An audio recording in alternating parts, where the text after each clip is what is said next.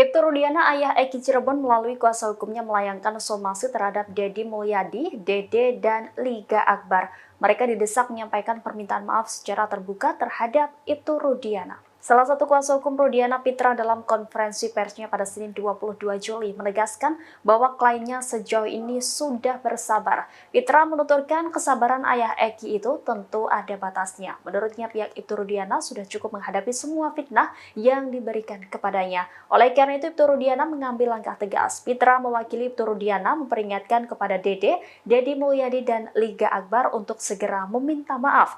Pitra menuding mereka menyebarkan fitnah dan mencemarkan nama baik kliennya. Pitra pun memberikan batas waktu hingga 3 kali 24 jam.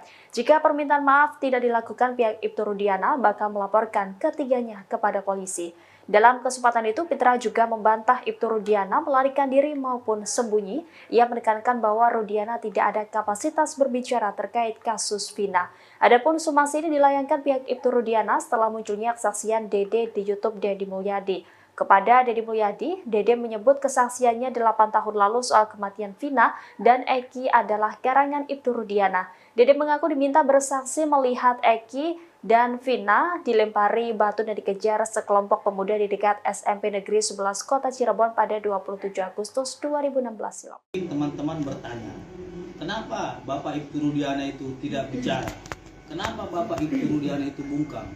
Kenapa Bapak Ibtu Rudiana itu melarikan diri? Saya jawab, itu semua tidak ada melarikan diri, tidak ada sembunyi, tidak ada bungkam, dan tidak ada untuk lari dari tanggung jawab sebagai pelapor. Tentunya kami jawab, beliau adalah anggota polisi aktif yang tunduk dan patuh kepada Perpor nomor 7 tahun 2022, dan itu juga sedang kita kaji sebagai tim kuasa hukum. Artinya kalau seumpamanya perintah, peraturan dan perintah hukum itu boleh berkewajiban untuk menyampaikan sesuatu hal itu, tentu beliau akan laksanakan. Akan tetapi karena hubungan kedinasan dan keterikatan kedinasan, beliau harus mematuhi SOP yang ada di internal kepolisian.